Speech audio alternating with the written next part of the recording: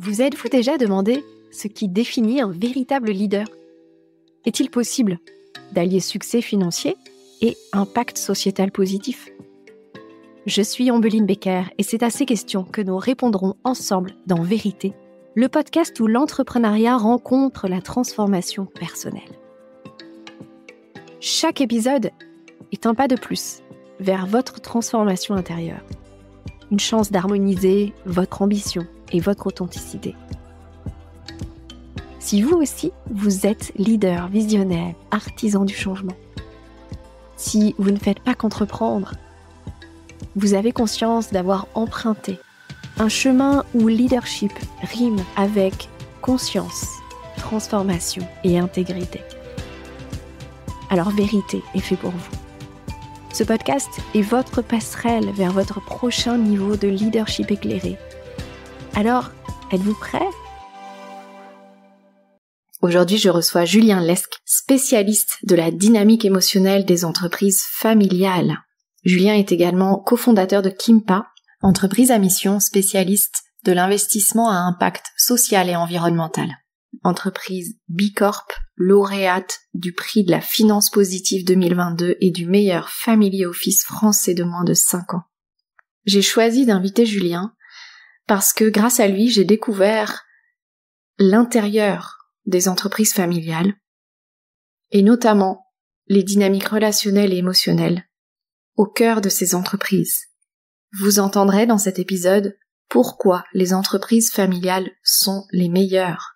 Julien raconte également comment il devient entrepreneur, comment il passe de consultant sur l'île de la Réunion à cofondateur de Kimpa après une carrière chez Procter & Gamble, ainsi que l'impact du transgénérationnel et des émotions sur la réussite d'une entreprise, aussi bien familiale que votre entreprise. Un sujet passionnant que je suis heureuse de vous faire découvrir dans le podcast Vérité. Si vous aimez l'épisode, même si vous n'allez pas jusqu'au bout, merci de le partager, d'ajouter un avis, vos 5 étoiles, un commentaire positif pour soutenir le podcast et simplement le partager à 2 personnes de votre entourage par WhatsApp. Pour le reste, tout est dans la description et je vous retrouve à la fin. Bonne écoute!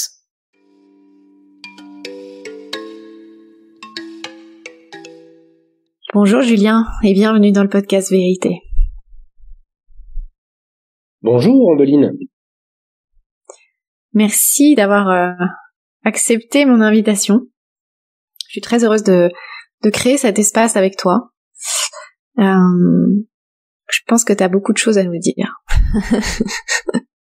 On va voir ça. Alors, ma première question toujours dans le podcast, c'est où est-ce que tu te situes maintenant pour qu'on puisse t'imaginer dans ton environnement ? Eh bien, aujourd'hui, je suis chez moi et je suis exactement sur la table de mon salon, qui est une belle table ronde en bois, recyclée, et j'ai vu sur pas mal de nature, des arbres, et il fait assez beau. Il fait même très beau. Est-ce que tu as envie de nous dire géographiquement où est-ce que tu es ? Je peux le dire. Je suis dans un petit village qui s'appelle Saint-Cyr-sur-Mer, qui se trouve entre La Ciotat, dans les Bouches-du-Rhône, et Bandol, dans le Var. Ouais. Et puis, je connais bien Saint-Cyr-sur-Mer. Ouais. Alors, pour qu'on te connaisse mieux, Julien, et qu'on apprécie d'autant plus ce que tu vas nous transmettre aujourd'hui, qu'est-ce que tu aimerais nous partager, on va dire, des grandes étapes de ton parcours pour devenir qui tu es aujourd'hui ? Alors, très simplement, donc je m'appelle Julien Lesque, j'ai 47 ans, je suis marié avec Géraldine, avec qui nous avons fondé une petite famille avec 2 petites filles qui ont 5 et 10 ans, qui s'appellent Diane et Eva. On a passé une quinzaine d'années de notre vie sur une île qui est chère à notre cœur, qui s'appelle l'île de la Réunion. Puis quelques années sur l'île de Majorque. Donc on est plutôt des voyageurs. fan de nature, de plongée sous-marine, de montagne, de trail, de course de montagne, tout ce genre d'écosystème nous plaît beaucoup. Et moi, je suis né en banlieue parisienne, dans une famille avec un père médecin et une mère biologiste. Je suis le deuxième d'une fratrie de 3, avec un grand frère qui est un demi-frère, et donc le premier d'une fratrie de 2 du côté de ma mère, une petite sœur qui s'appelle Jessica. Voilà, en gros. Ok. Et au niveau de ton parcours d'entrepreneur, qu'est-ce que tu aimerais nous dire? Ou professionnel d'ailleurs. Pour mon parcours, j'ai fait des études de commerce assez classiques. J'ai bossé en gros une dizaine d'années dans une petite société qui fait des couches-culottes et des lames de rasoir qui s'appelle Procter & Gamble. Petite boîte. Voilà, petite entreprise corporate qui a été finalement un moment important parce que une entreprise qui a une culture assez particulière où on ne peut rentrer que tout en bas, ou en étant racheté. C'est l'un ou l'autre. Et donc les carrières vont assez vite.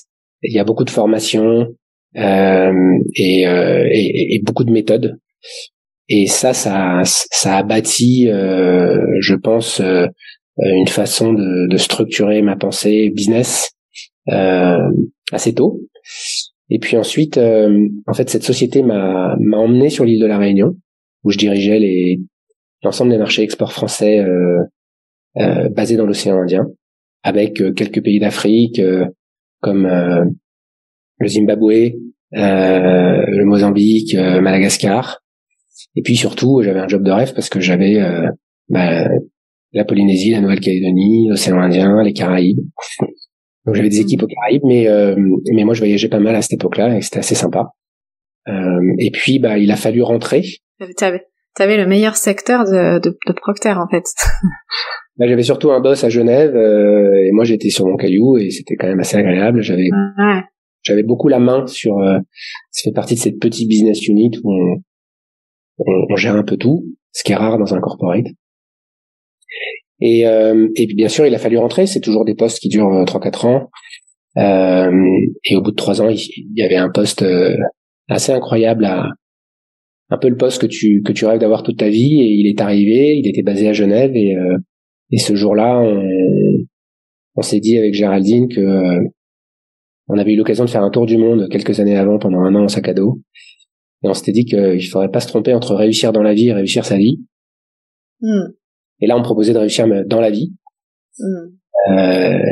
Sauf qu'on s'était dit un jour en Australie, en voyant passer des baleines à bosse, que ce serait quand même le rêve un jour de pouvoir habiter à un endroit où il y avait des baleines à bosse qui passaient tous les ans.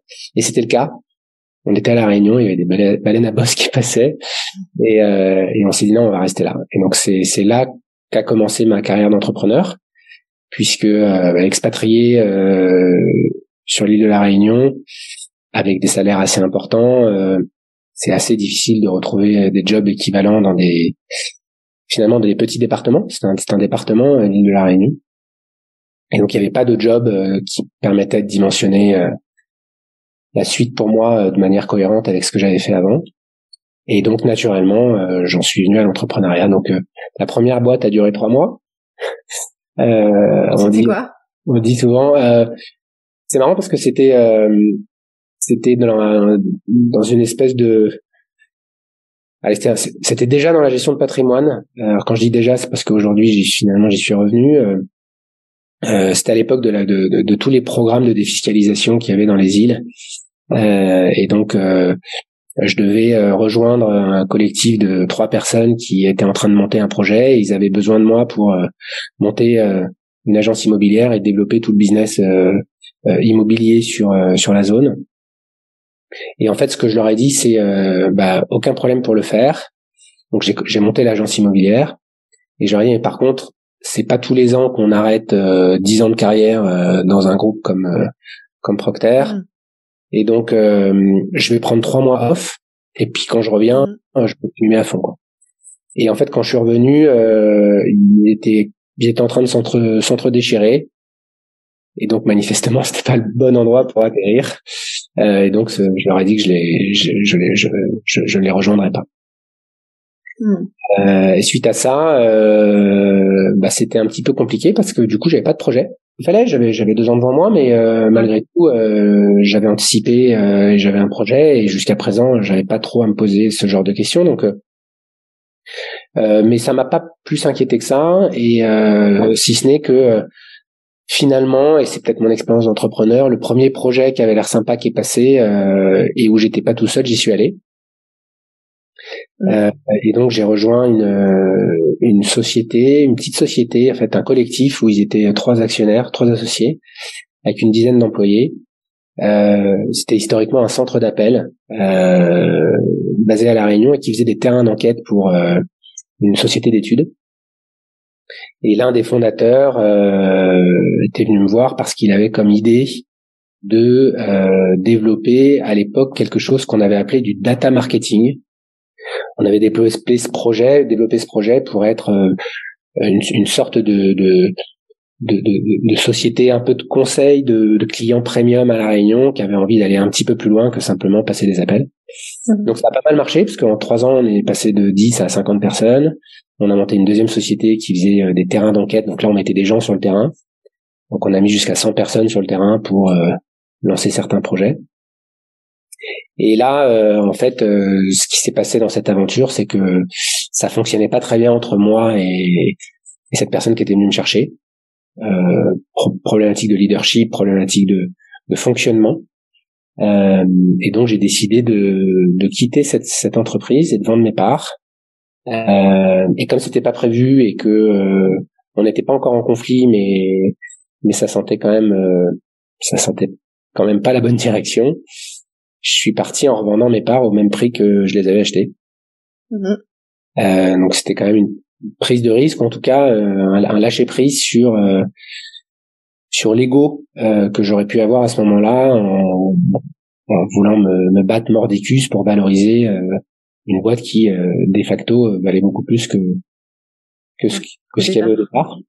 Mais ce qui était plus important pour moi à ce moment-là, c'était ma liberté émotionnelle qui commençait à être attaquée et ça me convenait pas, quoi. Donc j'ai quitté ça et j'ai décidé de devenir consultant tout seul ce coup-ci.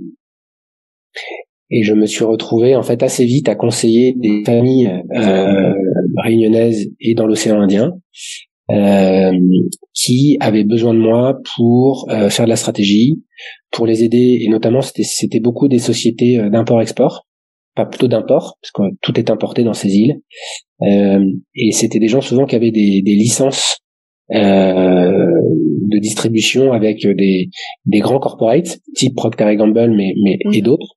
Et donc j'allais négocier pour leur compte des contrats, j'essayais de leur trouver des nouvelles sources de revenus. Et ça marchait plutôt assez bien parce que j'avais un deal avec eux où j'étais indépendant, je prenais des commissions sur tout ce que je rapportais. Et ça c'était une part de mon business. Et puis en fait assez vite j'ai surtout conseillé les familles, leurs problématiques actionnariales. Et ce qui se passe ensuite, c'est que je vais pas dire assez vite, mais au bout d'un moment, cette vie un peu sympa de rêve que je me suis créée, je ressens la solitude du consultant. C'est-à-dire que finalement, oui, je travaille 3 jours par semaine, le reste du temps, je fais mon administratif, un petit peu de commercial, et puis surtout du sport. Mais il manque quelque chose, quoi. Je le partage pas, ça devient un peu redondant, et donc je commence à regarder, et en fait ce que je me dis c'est que dans 10 ans je vais être le consultant has-been qui répète les mêmes choses, et ça me rend ça m'inquiète très fortement. Et donc je commence à me dire tiens, j'aimerais bien continuer à me former comme j'ai toujours fait. Et donc on arrive vraiment à une espèce de tournant. Et on décide de partir à l'aventure et de partir à Majorque. Et c'est à ce moment-là que je me dis, allez, c'est l'occasion de faire l'INSEAD. Et je m'inscris et je commence ce programme. C'est un programme qui dure 2 ans, Ouais. Entre-temps, on est à Majorque, on a notre deuxième fille qui arrive, qui naît là-bas. Moi, je continue à faire des allers-retours dans l'océan Indien parce que mon business est là-bas, donc Oui. on est tous les deux en transition. Et moi, je voyage beaucoup. Donc c'est pas si simple que ça. Mais il se passe un truc, c'est que il se trouve que j'ai un très bon copain qui est basé à Madrid, qui fait de la finance depuis plus de 10 ans, et qui est la personne qui m'a présenté ma femme. Ils se sont installés à Madrid il y a quelques années, un peu avant nous. Il est en parallèle mon conseiller financier, et il passe avec toute sa petite famille à Majorque, et je lui explique que j'ai commencé l'INSEAD, ce que je fais à l'INSEAD, et notamment ce que je lui explique, c'est que je suis en train de me spécialiser pour devenir un expert dans tout ce qu'on appelle la gouvernance des entreprises familiales. Et il se trouve que lui, il est en train à ce moment-là de monter un projet d'investissement à impact social et environnemental avec un copain à lui qui est ingénieur et qui bosse dans un grand corpo et qui a envie aussi de donner un petit peu plus de sens à son parcours.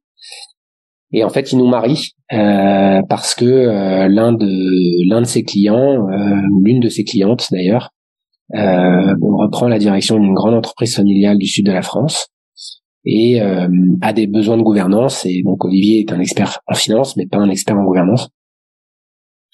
Et c'est comme ça que on commence à bâtir Kimpa, qui est donc le projet que je porte maintenant, qui est un projet de société de conseil en investissement à impact social et environnemental, qui propose deux grands services.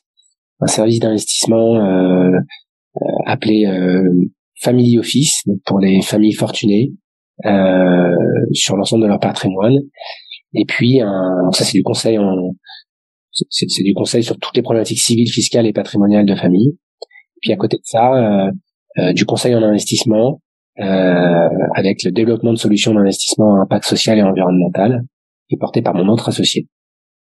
On vient là. Donc moi en parallèle, je finalisais ma thèse à l'INSEAD. L'INSEAD change ma vie.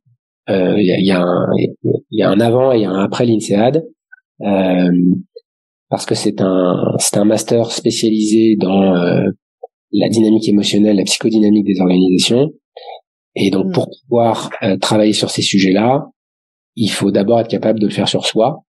Et donc les 4 premiers modules, c'est quasi une psychothérapie que je fais, et où je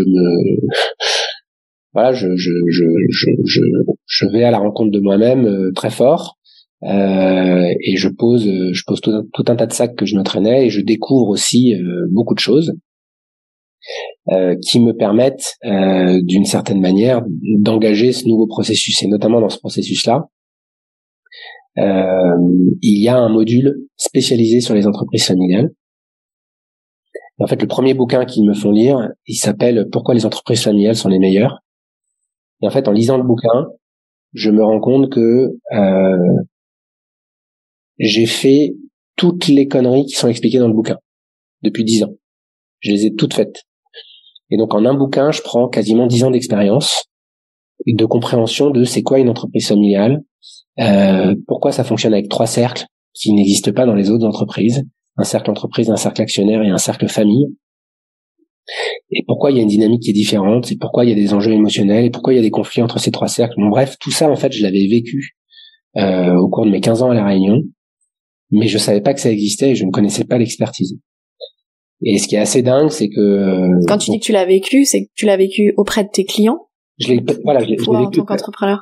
Je l'ai vécu auprès de mes clients, et donc j'ai des situations où ça fonctionnait pas avec mes clients, ça marchait pas, j'y arrivais pas, il y avait des conflits, j'arrivais pas à me sortir de ces conflits, etc. Et en fait, tout simplement parce que j'utilisais pas les bons outils, et notamment tout simplement parce que j'étais pas dans le bon cercle. Donc ça, je l'ai découvert et appris, mais toute cette expérience, elle était pas perdue, en fait, elle était acquise.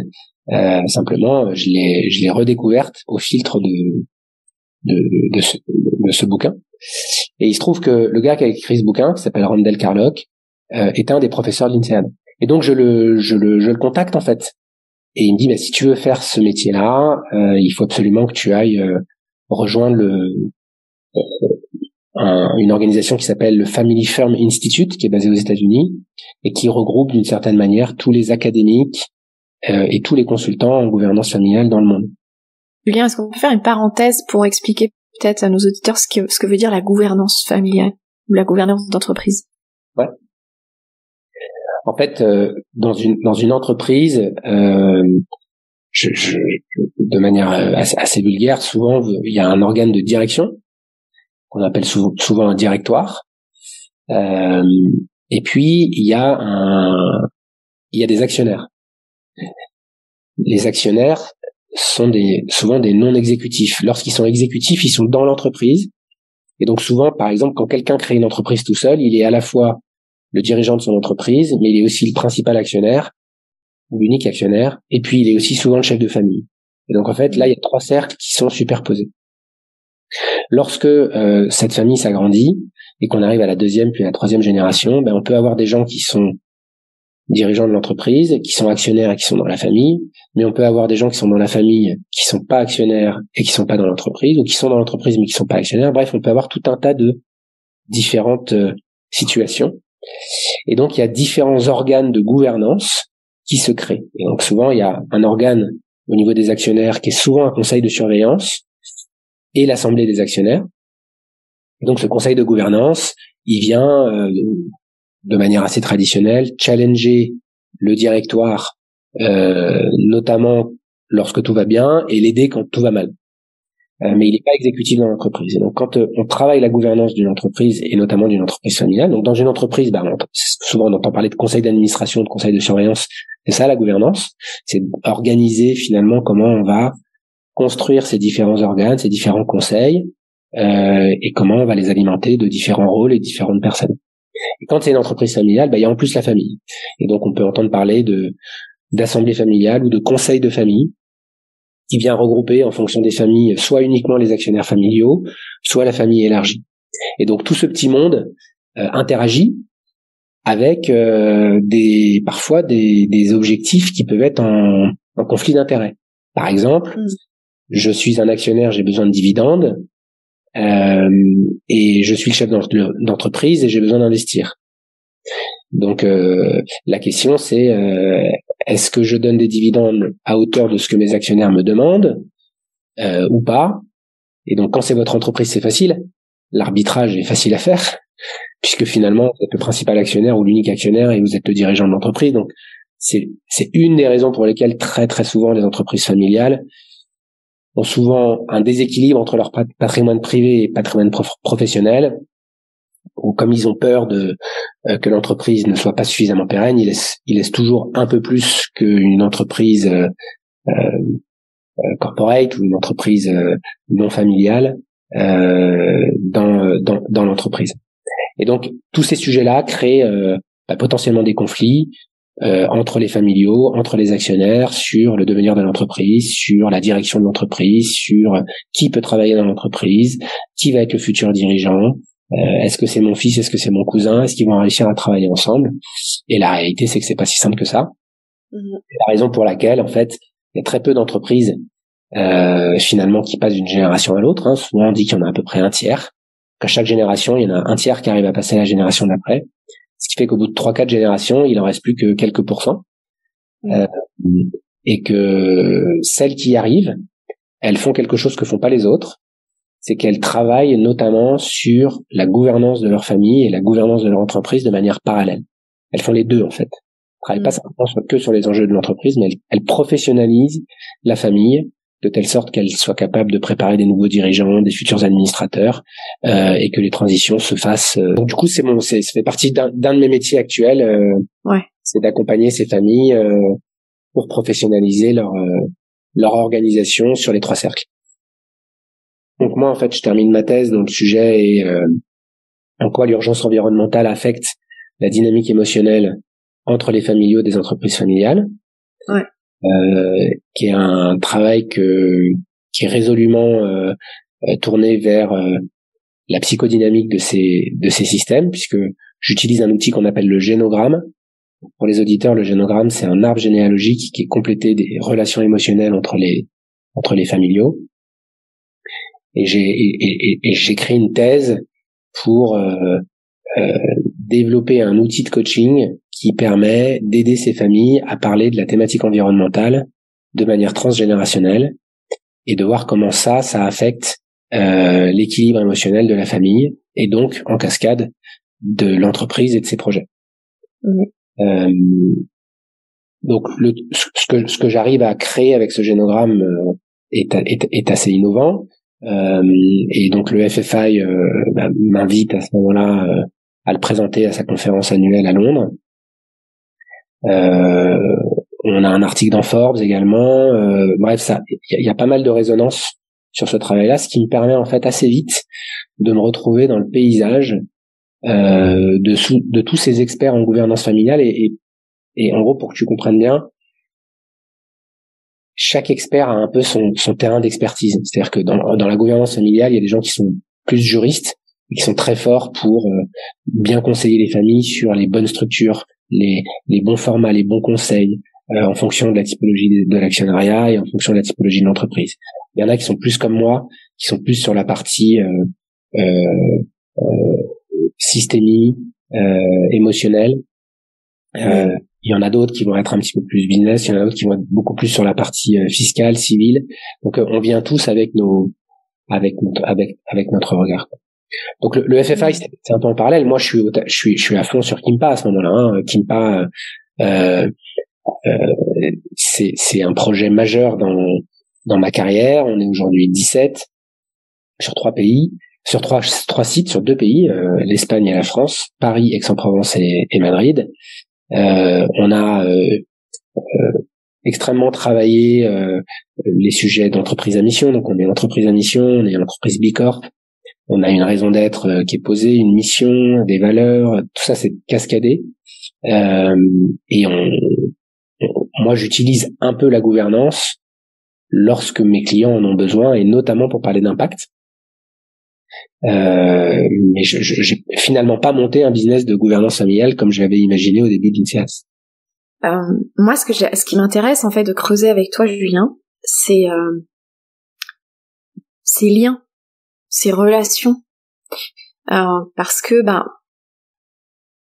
on est d'accord toi et moi pour dire que réussir c'est au-delà du business, c'est aller au-delà du business. Et je trouve que ces entreprises familiales sont un exemple extraordinaire. J'aimerais qu'on aille un peu sur ce sujet pour que tu nous dises, toi, qu'est-ce que tu observes en interne, comment on parle d'amour, comment on remet les liens d'amour, parce que on n'est pas dans un monde de bisounours, etc. On parle de l'amour dans sa vibration la plus haute.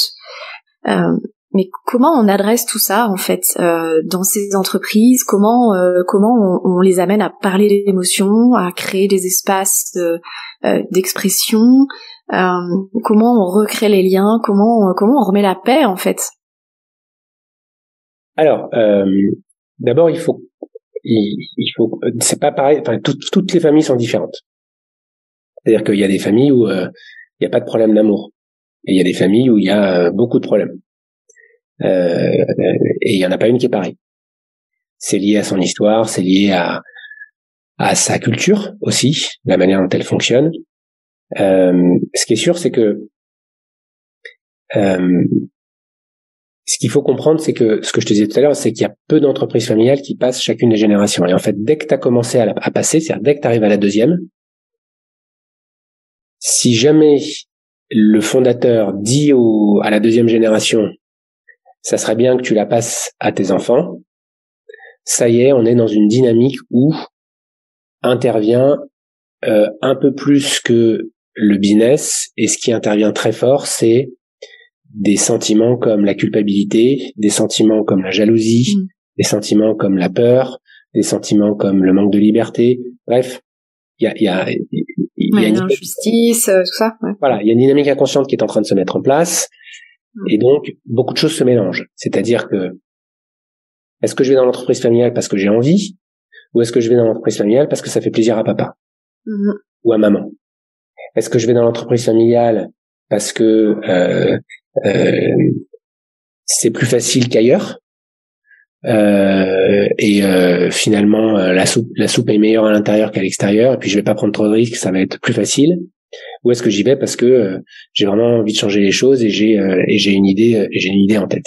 Donc, ce qu'il faut savoir, c'est qu'il y a 2 cas où ça marche et 2 cas où ça marche pas. Les cas où ça marche, c'est quand la prochaine génération, enfin, c'est pour chaque enfant, hein, c'est pas la génération, c'est pas une personne, mais c'est quand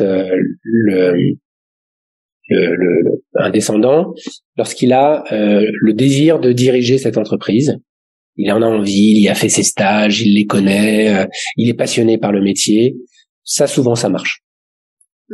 Et ça marche d'autres. Parce qu'il y a un alignement, ça fait sens. Il y a un alignement. En fait, pour voilà, la personne, ça fait sens, ça résonne, c'est son histoire, c'est ses racines. Et souvent, il est allé travailler d'ailleurs ailleurs pour se faire la main, pour apprendre des choses et y aller pour revenir plus fort, quoi. Et donc, il revient d'ailleurs avec de la crédibilité. Ouais. Puis il apporte aussi autre chose à l'entreprise, du coup. Ouais. Exactement. Donc ça marche bien. Paradoxalement, la deuxième situation où ça marche bien, c'est quand la personne est obligée d'y aller. Et ça, c'est souvent d'ailleurs dans les cultures asiatiques. La question, c'est pas de savoir si tu vas rejoindre l'entreprise familiale, t'as pas le choix, il faut y aller. Et donc, quand on est forcé à rejoindre l'entreprise familiale, souvent, ce qui se passe dans la dynamique émotionnelle, c'est que cette jeune génération se dit, n'a qu'un seul objectif, c'est de se fabriquer un prénom. Parce que le nom, elle l'a déjà. Il est souvent connu, en tout cas dans ton écosystème, et donc et dans ton entreprise, puisque tu as le même nom que ton père ou de ta mère. Et donc, ce que tu souhaites faire, c'est de te fabriquer un prénom. Donc, quand t'es forcé, même si t'avais pas envie, paradoxalement, ça marche. Et il y a 2 cas où ça marche pas. Le premier cas où ça marche souvent pas, et ça vous le connaissez tous, c'est lorsque le familial décide de rejoindre l'entreprise familiale parce que par facilité. Ouais. Voilà. Par confort, en fait. Par confort.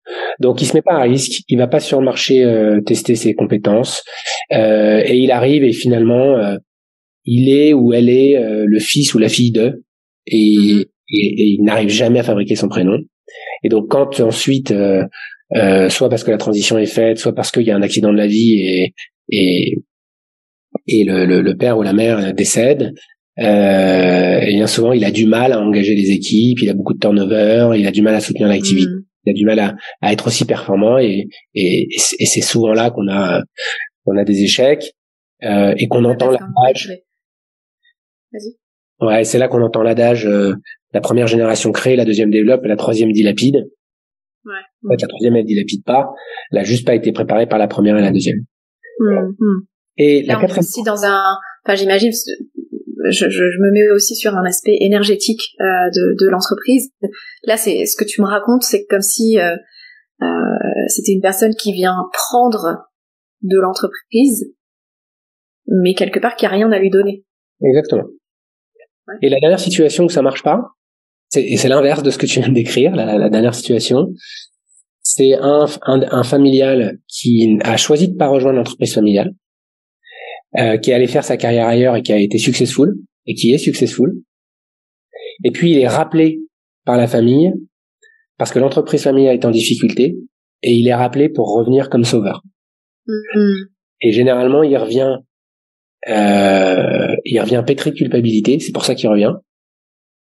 Parce qu'il se sent coupable que l'entreprise. Parce que il se dit si je reviens pas, ça c'est quand même ses racines, etc. Et donc il a l'impression qu'il a là pour le coup pas trop le choix de pas revenir, et donc et puis surtout il se sent assez fort, donc il a probablement aussi toute une histoire où il se dit ils ont fait plein d'erreurs, je leur avais dit, et puis là ça y est, ils me demandent de revenir. Et donc chacun a un ego différent, mais le problème c'est que quand il revient c'est trop tard, et donc il n'arrive pas généralement les statistiques et les études qui ont été faites montrent qu'il n'arrive pas à redresser l'entreprise et elle meurt d'une certaine manière où elle est vendue. Donc ça c'est ce que tu peux voir. Et donc ta question c'était autour de l'amour, et en fait donc du coup ce qui se crée, c'est ce que je te disais tout à l'heure. En fait, quand tu fais le génogramme, t'essayes justement. En fait, moi quand je rentre dans une famille, je cherche 3 personnes. Je cherche le CEO, donc lui c'est facile, il est sur l'organigramme, et puis c'est souvent la première personne qui m'appelle. Ensuite je cherche le deuxième CEO, et le deuxième CEO c'est le Chief Emotional Officer. Ouais. Ok. C'est souvent une personne de la famille qui, et c'est souvent un deuxième dans les fratries. C'est quelqu'un qui rassemble, c'est quelqu'un qui connecte, c'est quelqu'un qui partage, c'est quelqu'un qui a tous les secrets et qui sait ce qui se joue dans la famille. En fait, là, ouais, c'est la personne qui porte la charge émotionnelle de l'entreprise. Alors non, elle la porte pas. Elle, Okay. celle-là, elle, c'est un connecteur. Elle rassemble et l'oreille de Donc tout. elle fait en sorte de créer le lien. Elle est garante des liens. Réunir. Elle aime tout le monde. Elle sait tout. Elle se met pas en avant. Elle laisse la place à celui qui a plus d'ego et c'est ok pour elle. Ça lui pose pas de problème. Et généralement, d'ailleurs, ça marche très bien. C'est une personne qui fonctionne très bien avec des gens qui sont un peu autocrates parce que elle a pas besoin de prendre une deuxième place de tyran et donc ça marche très bien et du coup elle arrondit les angles dans la famille. Et la troisième personne que je cherche et qui peut être une de ces deux-là, qui peut être aussi le CEO, parfois le premier, le dirigeant, mais pas toujours. C'est celle qui porte quelque chose que la famille n'a pas voulu porter, elle le porte à sa place. Et ça, c'est-à-dire que ça, c'est souvent des gens qui sont difficiles et c'est souvent des gens qui créent des conflits. Et donc souvent on m'appelle en me disant c'est compliqué avec cette personne-là, c'est impossible de travailler avec cette personne-là, on peut pas avoir confiance, elle est pas fiable. C'est la personne compliquée de la famille. Ouais, c'est le problème quoi. C'est les problèmes.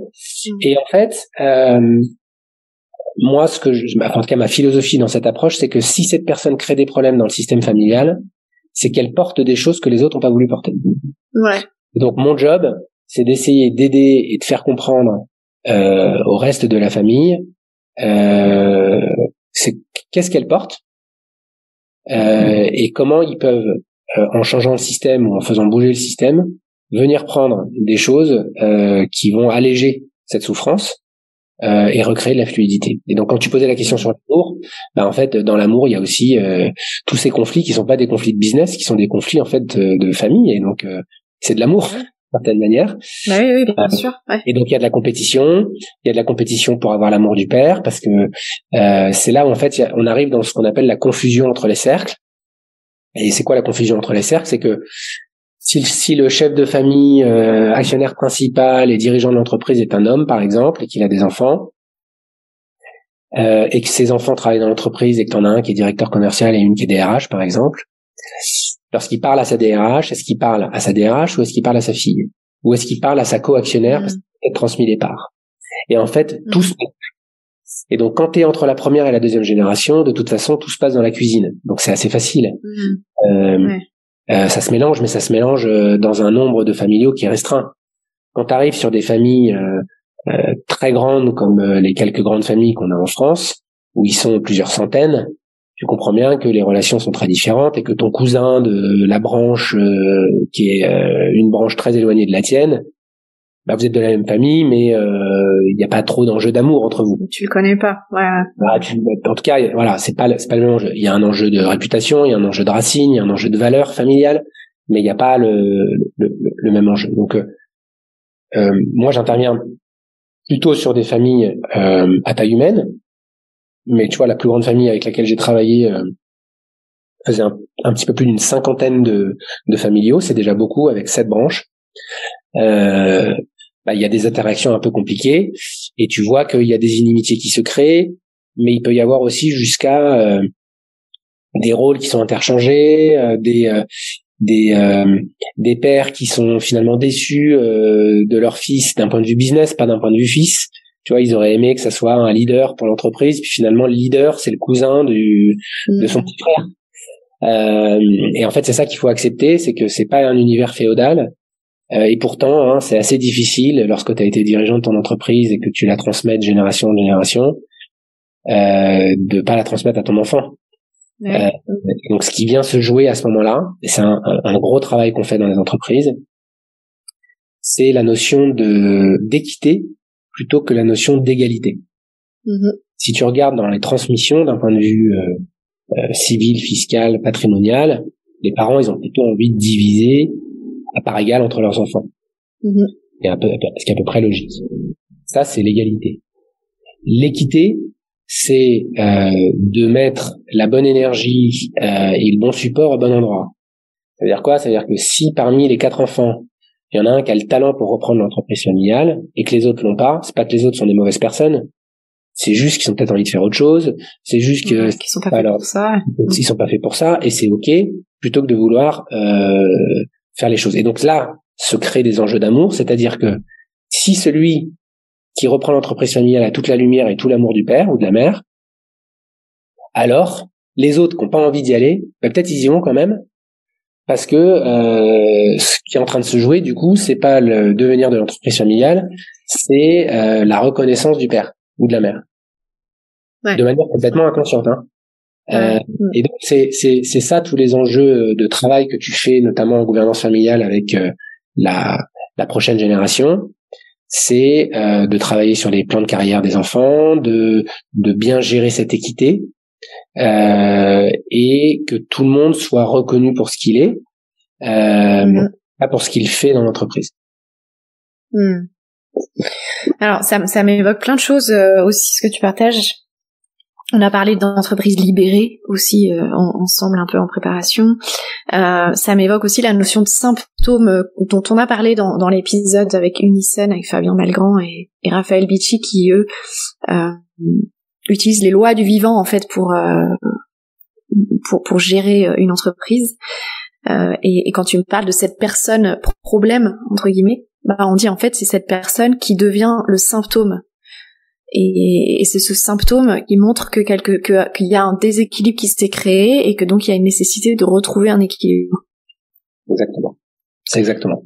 Et puis il y a la notion aussi de personne source que toi t'évoques pas dans ce que tu nous dis, personne source dont on a un petit peu parlé avec Christian Junot dans le podcast aussi, qui est un principe auquel je suis formée moi et que j'aime beaucoup parce qu'en fait la personne source c'est la personne qui est à l'origine de la vision de l'entreprise.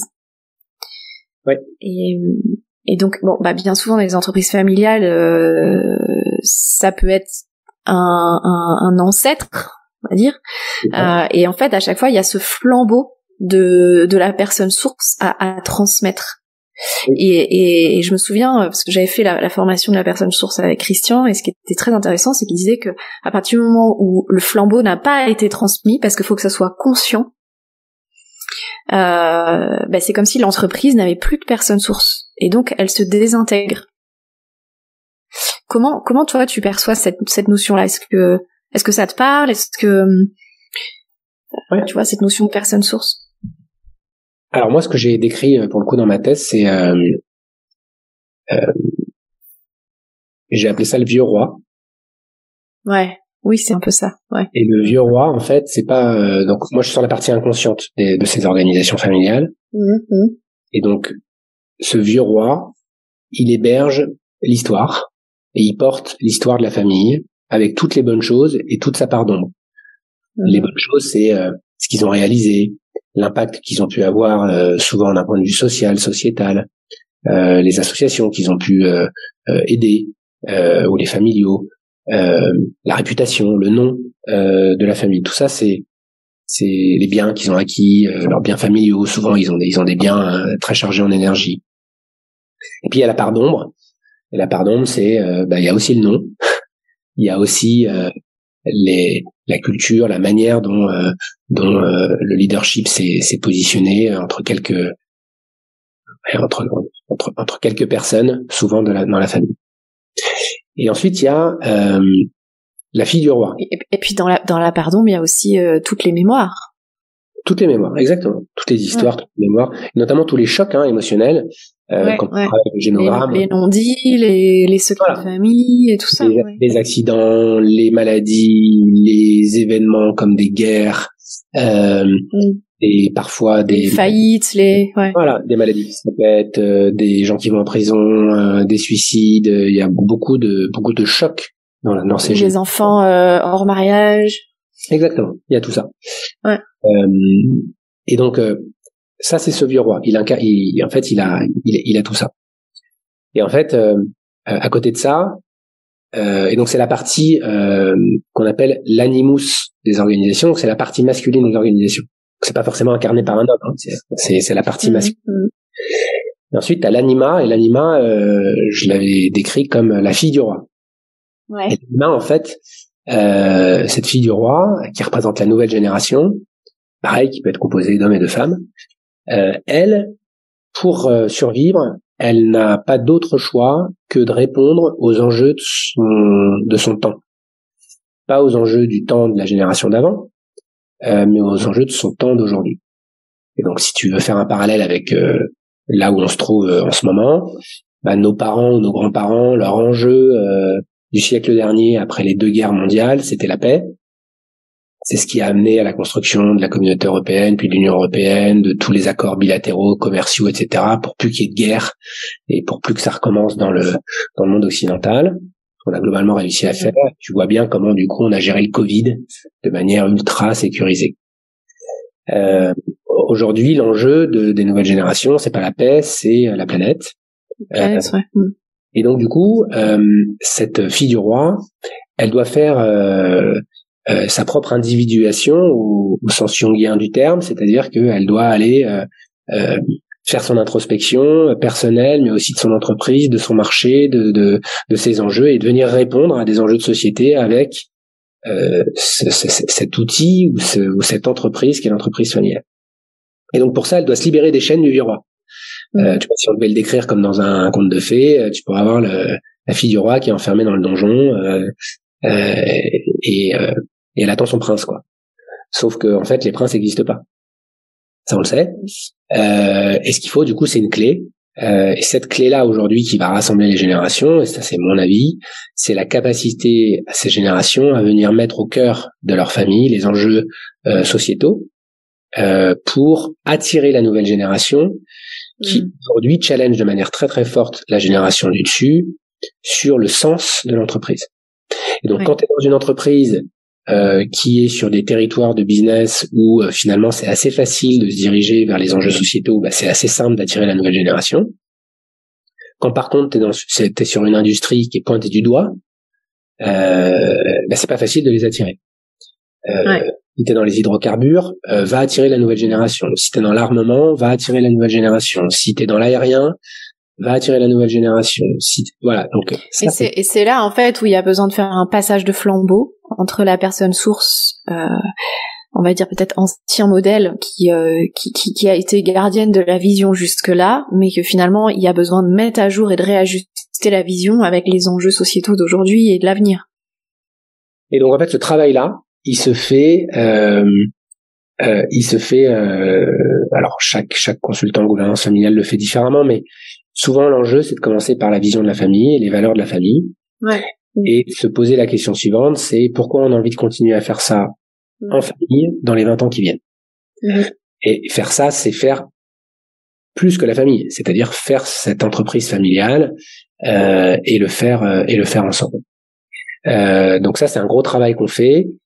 Quand on fait ce travail-là, bah, bien sûr, il y a des enjeux de communication et on voit bien la dynamique qui se passe, on voit bien les inimitiés, on voit bien les jalousies, on voit bien la concurrence, on voit bien tous ces sujets-là. Et donc c'est pas facile de mettre tout ce beau monde autour de la table et de les engager, mais ça permet de parler de choses taboues, et il y en a plein. Par exemple, est-ce qu'on a le droit de vendre les parts de l'entreprise familiale? Et tu vois, moi j'ai des familles, vendre ses parts, c'est tuer la famille. Ouais, c'est trahison. Ouais. Donc tu vends pas tes parts. Il y en a d'autres, au contraire, c'est dans la culture de la famille, on choisit un familial qui a envie de reprendre l'entreprise et tout le monde lui vend ses parts parce que il faut qu'il soit maître chez lui. Et donc eux, en fait, à chaque génération, c'est comme s'ils recommençaient.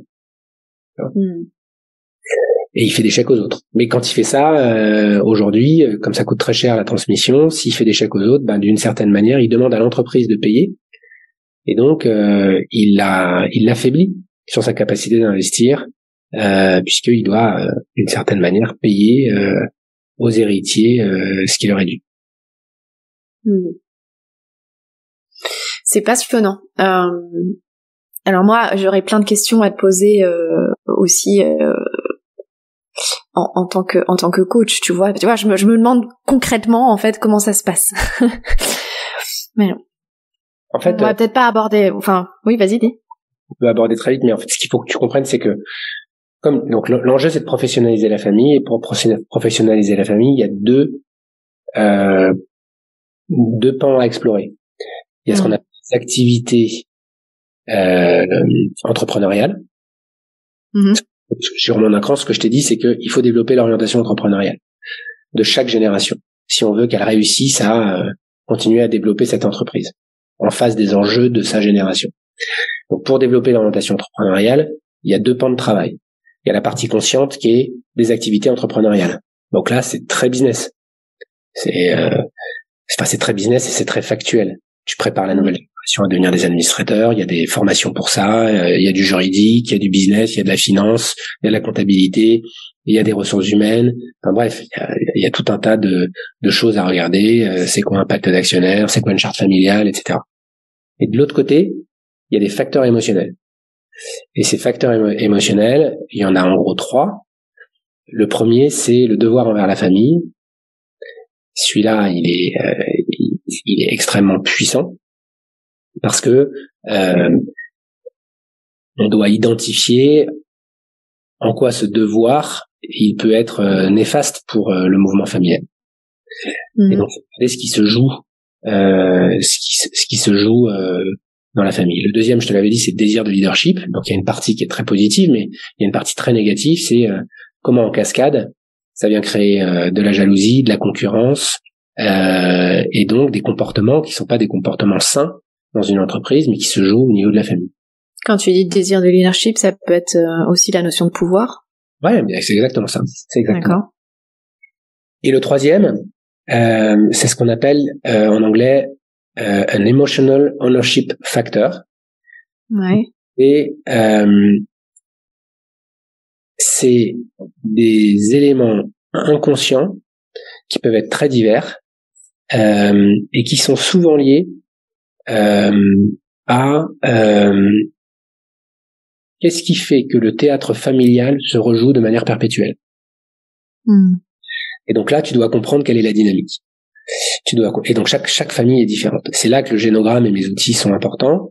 Et je les utilise d'ailleurs avec ou sans eux, notamment quand la famille est plutôt en danger ou plutôt sous pression.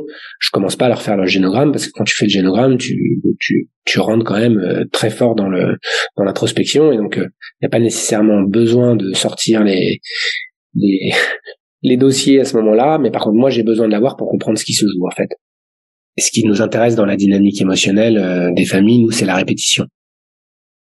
Ok, c'est intéressant parce que finalement ces 3 facteurs émotionnels, on les retrouve chez tous les dirigeants, chez tous les chefs d'entreprise, hein. Même si c'est pas une entreprise familiale. Tout à fait. Un dernier sujet pour compléter cette conversation, la notion de spiritualité. Quel lien tu ferais toi entre cette notion de spiritualité, selon ce que tu mets toi dedans, et l'entrepreneuriat, et plus particulièrement ces entreprises familiales? Ou ton chemin à toi aussi, parce que peut-être que tu as envie de parler de ton chemin à toi. Bon, du coup, c'est un pan de ma vie qui est assez important. Donc moi, j'ai pas eu d'éducation religieuse. J'avais un père qui était plutôt d'éducation juive et une mère qui était d'éducation catholique et ils nous ont plutôt élevés dans une dynamique athée. Pour moi, c'est plutôt un chemin, cette spiritualité. Et ce chemin, c'est un chemin intérieur. C'est de l'intérieur vers l'extérieur, quoi. C'est le travail que tu fais à l'intérieur de toi qui, du coup, te permet de faire des choses à l'extérieur de manière différente, sans nécessairement que tu aies à agir dessus. L'action est intérieure et pas extérieure. Donc moi, ça fait très très longtemps que je fonctionne avec une mission de vie, des principes, des valeurs personnelles que je revisite régulièrement et qui m'aident notamment dans les moments j'allais dire dans les concours de circonstances, il m'aide à gagner les concours de circonstances. C'est-à-dire que tu sais, c'est comme quand les gens te parlent du concept de la chance. En fait, la chance, c'est gagner les concours de circonstances. C'est-à-dire que c'est un moment où en fait, comme par hasard, parce qu'il y a on parle de synchronicité aussi souvent, t'es là au bon endroit avec les bonnes personnes, sur le sujet qui te convient, et tout s'aligne. Et en fait, pour moi, ça n'arrive que si t'as fait ton travail. Enfin, ça n'arrive que si cas pour moi, si t'es aligné. Et donc, être aligné, c'est faire ce travail spirituel, c'est faire ce travail intérieur de lien avec toi-même. Ça veut pas dire que t'auras pas de problème, ça veut pas dire que t'auras pas de stress, d'anxiété, etc. Mais le fait d'avoir posé certaines choses qui sont importantes pour toi et d'être passé du savoir à la connaissance, et à la conscience. Voilà, et donc ça te permet d'avoir cet alignement. Donc moi j'ai une mission de vie, j'ai surtout des valeurs. Quand tu dis que tu as une mission de vie, tu l'as depuis toujours ou t'es né avec? Je sais pas si je suis né avec. Ce que je veux dire, c'est que quand est-ce que t'en as pris conscience? Est-ce que c'est venu comme ça au fur et à mesure ou est-ce qu'il y a eu un déclic? Non, mais en fait c'est marrant quand tu m'en parles parce que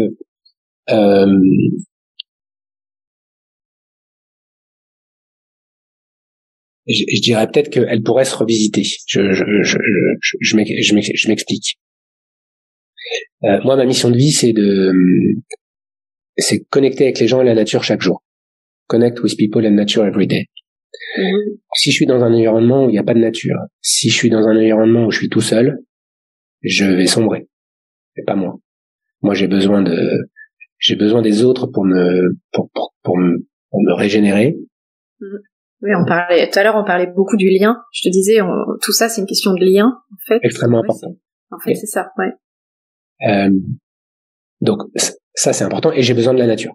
Donc, c'est la raison pour laquelle j'ai aussi probablement ce parcours, qui était pas écrit comme ça, mais si on est parti à La Réunion, qu'on y est resté, si on est allé à Majorque, si aujourd'hui on habite au bord de la mer, c'est parce que c'est plus fort que réussir dans la vie. Et donc ça, c'est quoi? Qu'est-ce qui est plus fort? Ce qui est plus fort, c'est mon alignement ne fonctionne que s'il y a des gens avec qui je peux interagir et s'il y a de la nature idéalement puissante, forte, qui crée cette liberté et cette connexion. Ça, c'est extrêmement fort pour moi. Et donc, dès qu'on a eu des choix de vie à faire avec Géraldine, la première chose que je regarde, c'est est-ce que ça connecte avec cette mission et surtout est-ce que ça connecte avec mes valeurs personnelles. Et les valeurs, en fait, ce qui est assez sympa, c'est que pour moi, les valeurs, c'est ce qui te met en mouvement. Et donc, quand j'avais bossé ces valeurs-là avec un coach il y a bien longtemps maintenant, on les a posées et puis on les a décrites. Donc, on a mis des mots et puis on les a décrites. Et lorsqu'on a fait ce travail-là, ce qui est assez rigolo, c'est que ensuite, il m'a fait faire une bataille de valeurs. Donc, tu vois, par exemple, j'ai liberté, harmonie, partage, j'en ai 6. Et donc, il me disait, bon, allez, liberté contre harmonie, réfléchis pas, mais le premier qui te vient. Et donc, on a fait une bataille de valeurs. Puis à la fin, il me les a classés. Il me les a classés dans celui qui avait le plus de points et celui qui avait eu le moins de points. Et quand j'ai vu ça, je lui ai dit, bon, alors ça veut dire quoi? Ça veut dire que cette valeur-là, c'est ma valeur la plus importante, puis la dernière, c'est ma valeur la moins importante. Et il m'a regardé, il a souri et il m'a dit, non, celle qui a le plus de points, c'est celle que tu as le moins nourrie dernièrement. Ouais. Et donc, en fait, ce que je fais, moi. Celle qui est en carence. Exactement. C'est assez intéressant de voir, comment ils résonnent avec tes valeurs. Ouais. Et de voir ce qui est touché ou ce qui est pas touché, pour pouvoir prendre les bonnes décisions. Donc ça, c'est quelque chose. Tout à fait. Moi, j'aime bien. On en avait parlé d'ailleurs, dans l'épisode numéro 2 avec Claudette Levancin, j'avais proposé aussi à un moment l'exercice de la route des besoins qui revient un petit peu à ce que tu dis, où tu vois c'est une roue et en fait tu mets tes ingrédients essentiels, donc ce qui peuvent être ce qui en fait sont tes valeurs, et de les noter en fait entre 1 et 10, et effectivement de faire ça régulièrement, ça permet de faire un bilan assez rapide et de voir ce qui a besoin d'être réajusté. Voilà. Et puis après, peut-être que ce que je peux te rajouter, c'est que j'ai 4 principes que j'ai posés pour pareil il y a assez longtemps. Et que j'aime bien parce qu'en fait, quand t'es dans la machine, quand t'es entrepreneur, il y a des opportunités de partout, tout le temps. Et au début peu importe l'entreprise, enfin l'aventure entrepreneuriale, les débuts sont toujours un peu chaotiques parce que ton business model est pas encore figé, il est pas encore installé, donc tu le cherches, donc t'as un peu tendance à marcher en crabe et à accepter un petit peu tout ce qui vient. Puis t'as besoin de business, donc ça c'est important aussi dans l'entreprise de poser ce genre de choses. Mais moi à titre personnel, j'ai 4 principes que j'ai appelés mes 4 T. Le premier c'est le temps. Et pour moi, avoir plus de temps, c'est plus important qu'avoir plus d'argent. Et des fois, t'as du mal à dire non. Ça me prenait beaucoup trop d'énergie. Mon deuxième, c'est le voyage. Donc c'est un T parce qu'en anglais c'est travel. Pour moi, le voyage, c'est la capacité à regarder les choses sous un angle différent. Et donc en fait, quand tu restes dans ta rivière de pensée, quand tu restes dans ton écosystème et que t'en sors jamais, c'est difficile pour toi de comprendre ce qui se passe connecté avec des gens différents. Et ça, c'est extrêmement important pour moi, cette capacité à faire un pas de côté pour t'observer finalement à l'extérieur de ton propre système. Mon troisième T, c'est la transmission. Le projet qui me passe, je le fais pas pour moi en fait. Je le fais parce que ce qu'on a posé comme raison d'être et comme mission nous dépasse. Et j'ai qu'une seule envie, c'est que mes équipes s'approprient le projet et que je puisse leur vendre mes parts s'ils le souhaitent ou en tout cas leur filer les brides du projet. D'ailleurs, c'est assez intéressant parce que aujourd'hui on a signé vraiment aujourd'hui, ça s'est fait aujourd'hui, donc c'est le scoop. On a signé notre premier client qui n'a vu aucun des associés pour le moment. Ah, ok. Ça c'est intéressant parce que ça veut dire que bravo à l'équipe. Exactement, bravo à l'équipe. Mais ça veut dire que on se rend pas indispensable au système et on est vraiment dans cette attitude de transmission et il faut le faire avec passion mais aussi avec humilité. On n'est pas plus intelligent que nos équipes et l'union fait la force. Et le quatrième, c'est take care of yourself, donc s'occuper de soi. Parce que c'est pas un 100 mètres, l'entrepreneuriat c'est un marathon, c'est un ultra trail. Et souvent, et c'est le cas pour moi en ce moment, les premières années, on a un peu tendance à courir le marathon vitesse 100 mètres, et donc on s'essouffle, on est fatigué, et là on fait des erreurs. On fait des erreurs de management, on fait des erreurs de décision, on fait des erreurs, et c'est là que personnel aussi et personnel aussi, avec beaucoup d'impact pour la famille. Et c'est là qu'on peut faire des erreurs qui sont à ce moment-là un peu plus graves, quoi. Ok. Merci de nous partager tes outils. Quand tu dis que ta mission c'est connect to others et nature, c'est ça, avec mon accent merdique.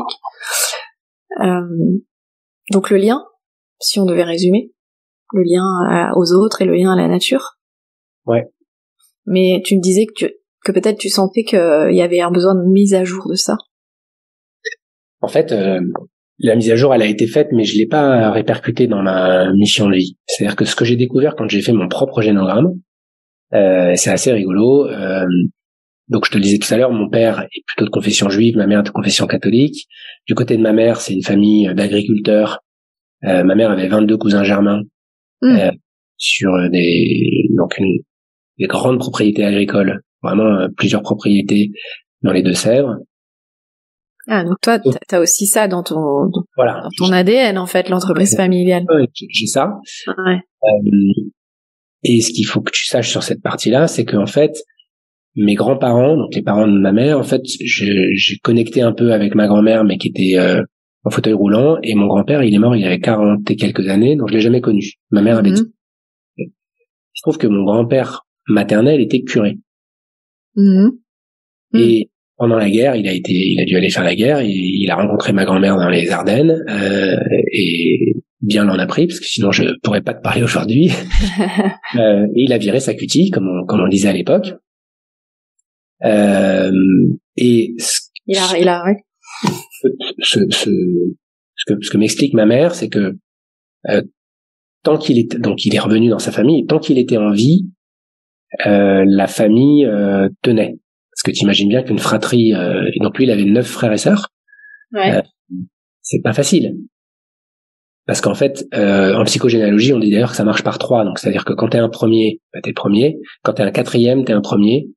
Tu vois. Et quand t'es un 8e, t'es un premier. Et donc, tout ça, ça fait 3 leaders. Alors, peut-être c'est des rôles, hein. T'es pas nécessairement un leader quand t'es le premier, mais en tout cas, t'as 3 grands types de rôles qu'on cherche dans les familles. C'est le bon élève, le médiateur et l'artiste. Ce grand-père a été le médiateur de la famille. Et a tenu cette famille. Et le jour où il est mort prématurément, en fait, cette famille s'est entredéchirée. Et moi, j'ai toujours connu ma mère faire l'échec à l'association de la famille pour le procès familial. Il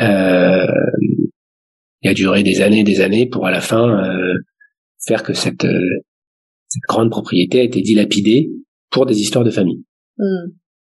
Et aujourd'hui, qu'est-ce que je fais, moi? Je suis un expert en gouvernance familiale et j'aide des filles justement à passer les générations. Donc c'est assez rigolo de se rendre compte que là, il y a ce qu'on appelle du transgénérationnel et que ce qui peut-être est en moi depuis le début, ce que j'ai développé comme enfant, ce que ma mère m'a peut-être transmis de manière inconsciente parce qu'elle a perdu son père très tôt, elle m'a sûrement projeté son père en moi d'une certaine manière.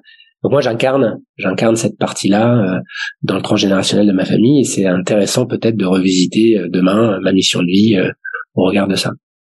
Et pourquoi je t'en parle? Parce que de l'autre côté, moi j'étais persuadé que j'étais plutôt le bon élève de la famille et que du coup j'incarnais plutôt les valeurs de ma famille juive et de mes grands-parents qui ont vécu la Shoah et qui du coup font partie de ces familles juives qui après la guerre ont tout fait pour que leurs enfants réussissent. Justement pour survivre à cette tragédie qui a eu lieu dans le siècle dernier. Et moi, j'avais l'impression que j'incarnais cette réussite pour la famille. Et en plus, j'étais très connecté à ma grand-mère. Et ma grand-mère, elle, à la fin de la guerre, elle a été embauchée au Lutetia qui était devenu en fait le centre pour que les gens qui étaient un peu éparpillés dans toute l'Europe puissent retrouver, et notamment en France, la diaspora puisse retrouver et reconnecter sa famille. Donc en fait, elle recevait des gens tous les jours qui leur disaient, voilà, moi je viens de Pologne, moi je viens de Lettonie, moi je viens de où, et je cherche ma famille. C'est comme ça qu'elle a rencontré mon grand-père. Dingue. Ouais, c'est dingue. C'est comme ça qu'elle a rencontré. C'est vraiment recréer les liens familiaux, quoi. Exactement. Donc elle a retrouvé mon grand-père. Enfin, elle a rencontré mon grand-père comme ça. Ils se sont mariés. Elle a permis à mon grand-père de retrouver son frère et sa sœur qui étaient partis en Israël. Elle-même, elle a retrouvé son frère, mais qui était à cette époque-là à Varsovie dans le ghetto. Et en fait, avec le bloc communiste, elle ne l'a jamais revu. Elle n'a jamais pu revoir son frère. Et en fait, ce qui est assez drôle, c'est que ma sœur, elle est spécialiste du droit des réfugiés, c'est une avocate. Et ce qu'elle fait, elle passe son temps à aider des familles à se retrouver. Donc tu vois que c'est assez intéressant aussi le transgénérationnel et les missions de vie. Dans quel sens tu as vraiment le pouvoir sur ça, et aussi les films que tu peux te faire de quelle est ta place dans ta famille, est-ce que tu penses que tu as vraiment choisi ce que tu fais ou ce que tu étais. Donc ce qui est assez intéressant, c'est que dans l'alignement, aujourd'hui moi je suis complètement aligné, si tu veux, je pense que je suis aligné sur l'énergie de ma famille et de ce transgénérationnel, d'une histoire d'un grand-père que j'ai jamais connu, donc si tu veux, ça ne fait pas grand-chose particulièrement par rapport à lui, mais c'est assez intéressant d'un point de vue historique. Ce qui est d'autant plus intéressant, c'est que dans le travail du génogramme, tu demandes toujours aux gens de le faire à la main, jamais avec un ordinateur. Parce qu'en fait, leur inconscient laisse des erreurs. Moi, quand j'ai fait mon génogramme, et que ensuite j'ai été coaché à l'INSEAD par des psys qui étaient là, il y en a un qui me dit, c'est marrant, tu m'avais pas dit que ta sœur était ta petite sœur? J'ai dit oui. Et je lui dis, mais pourquoi tu me dis ça? Il me dit, parce que dans le génogramme, il y a un ordre pour mettre les enfants, et je l'avais mise avant moi. En fait, je l'avais mise sous ma grand-mère, en fait, sous la branche de mon père, et donc de ma grand-mère, et moi, je m'étais mis inconsciemment, et sans le savoir, sous mon grand-père maternel, et donc, d'une certaine manière, mon inconscient, il avait repositionné les choses de manière parfaite. Et ça, c'est assez incroyable. Ça a été d'ailleurs assez choquant de voir ça quand quand il m'a été amené par les observateurs, et j'y vois une certaine vérité et un certain alignement. Donc tu vois, quand tu me disais est-ce que finalement ta mission de vie elle est là depuis le début, celle que j'ai posée moi, bah, c'est celle aussi qui me connecte. Mais finalement, tu l'as très bien dit, du côté de ma mère, on vient d'une famille agricole, donc être connecté à la terre et à la nature, pas normal. D'ailleurs, j'ai accompagné plusieurs familles viticoles. Ils sont pas forcément des familles faciles, parce que les agriculteurs, c'est pas des grands communicants d'une certaine manière. Et ce qui est assez marrant, c'est que je me suis senti très à l'aise dans ces familles-là, et notamment très à l'aise pour gérer des conflits qu'il pouvait y avoir. Ouais. Voilà. Okay. Oui, effectivement. Alors, moi, je parle souvent, enfin, et puis même dans le podcast, on parle souvent de cette notion du pourquoi, tu vois, du big why, qui quand on en parle n'est pas un concept marketing, mais c'est vraiment d'aller trouver ce qui donne une cohérence à tout ton chemin et effectivement à ton bagage transgénérationnel et qui relie aussi bien l'âme, le cœur, le corps et l'esprit. Et donc avec grand plaisir aussi de poursuivre cette conversation avec toi parce que je pense qu'effectivement il y a quelque chose de plus fort en fait à trouver que le lien. Effectivement, je ressens qu'il y a autre chose en fait. Tout à fait. J'ai plein de choses à te dire. Ouais. En tout cas, c'est passionnant. Qu'est-ce qui aurait besoin d'être ajouté à cette conversation, Julien, pour qu'elle soit complète? J'ai absolument posé aucune de mes questions habituelles, notamment quelle était ton intention pour nos auditeurs. Peut-être que je peux parler de ça, c'est-à-dire que finalement, moi, mon intention en ce moment, c'est de parler de Kimpa, parce qu'en fait, Kimpa, c'est une aventure qui va au-delà d'une aventure business. C'est vraiment un projet qui a une ambition très forte d'influencer une industrie qui est extrêmement puissante. Et nous, on est des tout petits poussets là-dedans. Pourtant, on est en train d'essayer de bousculer les choses. Ouais, il y a une envergure, je le sens très fort. Ouais. Ça se ressent sur votre site d'ailleurs. Et tu vois là, on a été sélectionné pour faire partie de la Convention des entreprises pour le climat finance. On est reconnu maintenant sur le marché comme les experts de l'investissement à impact. On est assez précis sur notre capacité à parler de finance durable, finance responsable, finance à impact, d'expliquer les différences pour pas faire de greenwashing. Et en fait, ce que je voulais peut-être transmettre pour les gens qui veulent entreprendre ou qui sont entrepreneurs, c'est que moi, Julien Lesque, je suis pas du tout un fan de la finance. C'est pas quelque chose qui m'attire. Et donc, pour pas mal de mes vieux potes, notamment de mes vieux potes de Procter que je recroise à l'occasion, qui eux ont fait leur carrière dans l'agroalimentaire, quand je leur dis que j'ai monté une entreprise avec notamment Olivier, que certains connaissent, ils comprennent pas en fait. C'est-à-dire qu'ils ont besoin que je leur explique tout le cheminement. Ils ont besoin de comprendre que cette raison d'être qu'on a posée, qui est d'investir pour relever les grands défis de la planète, et cette mission qui est de diriger les capitaux vers les projets à impact social et environnemental, elle est beaucoup plus forte que faire un métier qui est plus ou moins passionnant. Et donc c'est passionnant dans ce que je fais aujourd'hui. C'est pas d'être dans la finance, c'est d'avoir la capacité d'avoir un impact très fort. Bien sûr, puis c'est le message, que vous portez. Exactement. Et c'est pour ça que en fait, comme ça va au-delà. Moi, j'ai pas d'attachement à Kimpa comme si c'était mon bébé. Ouais. J'ai un attachement à Kimpa parce que c'est un projet incroyable que je veux porter et dont ma seule ambition c'est qu'il s'envole. Ouais. J'ai pas besoin de monter sur l'oiseau qui va s'envoler, si tu veux. Mais je veux lui donner les ailes pour qu'il puisse s'envoler, et s'il s'envole, bah c'est gagné en fait.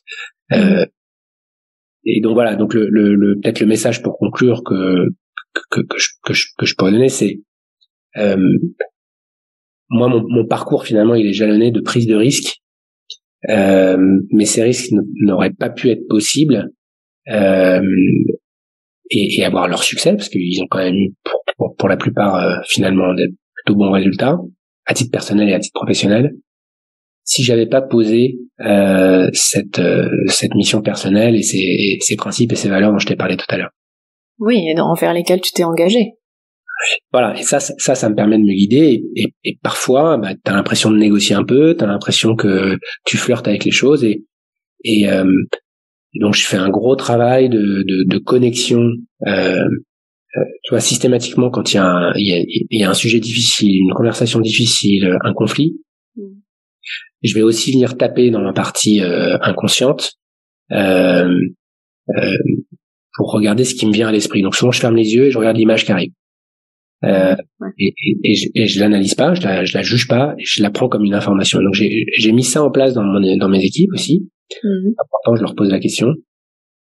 Ça me donne de l'information supplémentaire, justement pour pas se faire avoir par les sirènes d'un beau projet, d'un projet qui ramène pas mal de chiffre d'affaires et on en a besoin en ce moment, mais qui est tellement loin de nos valeurs que il va nous prendre toute notre énergie, il va nous faire rater un autre projet, peut-être qu'on n'a pas encore vu, qui est peut-être pas encore là, mais qui se cache.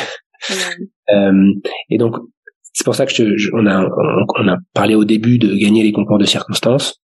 Les concours de circonstances, en fait, tu les gagnes parce qu'en fait t'es prêt au moment où il faut que tu sois prêt. C'est qu'en fait c'est comme les grands sportifs. J'ai un ami qui est préparateur mental et en fait il me disait que tu ne te dépassais pas. En fait t'es juste au pic de ta performance au moment qui est la compétition, à l'instant T. Et donc c'est pour ça qu'il faut pas que tu sois surpréparé parce que sinon tu te blesses. Il faut pas que tu sois sous-préparé. Donc en fait c'est tout un travail pour arriver à ton pic de préparation, à ton pic de performance le jour de la finale, quoi. Là c'est pareil. C'est le moment où tu dois prendre la décision importante de faire tel ou tel investissement qui est clé dans ton parcours entrepreneurial. Il faut que tu sois bien aligné parce que les enjeux peuvent être dramatiques, donc et t'embarques aussi une responsabilité parce que nous on est petits, on est 17, mais 17 en 3 ans, tu vois que ça non, 17 en 3 ans c'est bien, hein. Donc t'as la responsabilité aussi de ces jeunes ou de ces personnes qui décident de venir dans ton entreprise après 3 entretiens. C'est quoi 3 entretiens pour décider de donner un bout de ta vie à une organisation? C'est rien du tout. Il y en a qui s'en sortent magnifiquement bien, il y en a pour qui c'est plus difficile. Et donc t'as aussi cette responsabilité d'embarquer les bonnes personnes qui sont alignées avec ton projet. Ouais, et donc ce que tu voulais dire c'est que c'est quoi, c'est cette capacité à trouver cet équilibre entre ce que je voulais dire, c'est que l'intériorité qui fait que toi en tant que dirigeant et entrepreneur t'es aligné avec toi-même, elle est nécessaire. Elle est indispensable. Pour que les décisions difficiles que tu devras prendre soient les plus justes possibles, juste pour ton collectif, juste pour ton entreprise, juste pour tu vois pour la mission. Tout en fait. Tout. Et c'est cette justesse qui est importante. Ouais. Voilà. Ok, merci beaucoup. Merci à toi et bravo pour l'initiative. Et alors pour terminer, quelles sont tes, on aime bien soutenir aussi les intentions des invités dans le podcast, donc quelles sont tes intentions ou tes priorités pour ces prochains mois, Julien? Ma plus grande intention, c'est de reprendre le contrôle sur mon agenda. C'est ce que je te disais tout à l'heure, ça fait 3 ans qu'on court le 100 mètres alors que c'est un ultra trail. Et je crois que pour le bien de nos équipes, de nos familles, de nos amis, de notre entreprise, il est important d'être en capacité d'avoir du temps pour réfléchir, du temps pour penser, du temps pour du temps pour faire, parce que c'est comme ça que tu prends les meilleures décisions. Et là aujourd'hui on n'y est pas encore. Alors c'est normal, hein, il y a des cycles dans les entreprises. 1 an, 3 ans, 5 ans. On vient de passer les 3 ans avec une levée de fonds. Donc là l'enjeu maintenant c'est d'essayer vraiment de se focaliser le plus possible sur les choses importantes. Et pas sur les choses urgentes qui ont Ok. Et puis, ouais, effectivement, je pense que la conversation sur ta mission et sur ton pourquoi pourra aussi t'aider à recontrôler ton agenda et à faire du tri, en fait. Exactement. Parce qu'il y a peut-être aussi de nouvelles autorisations à te donner. Exactement. Et qui aimerais-tu entendre dans ce podcast? Moi, j'aimerais bien entendre une personne qu'on a soutenue récemment. Tu verras si elle accepte ta proposition. Elle s'appelle Déborah Pardo, scientifique qui est spécialiste des oiseaux, et qui a monté une association qui notamment, elle a fait ça, elle a fait plein d'autres choses dans sa vie, mais qui aide les femmes entrepreneurs à développer des projets à impact. Ouais. Basée à Marseille. Elle a utilisé la voile et le bateau pour créer des moments expérientiels et un programme de leadership pour ces femmes-là. Ouais. Ultra engagée. Elle fait pas mal de missions scientifiques au niveau des pôles. Et elle a 2 milliards d'idées pour changer le monde. Une énergie incroyable. Et je pense que elle aurait pas mal de choses à partager avec vous. Ah bah, et puis en plus, si elle est à Marseille, tu peux peut-être même me la présenter dans la vraie vie. Magnifique. Avec quoi tu repars, Julien, de cette conversation? Ben avec justement un temps long, tu vois, le temps que je cherchais, une pause. Donc c'était une pause très agréable.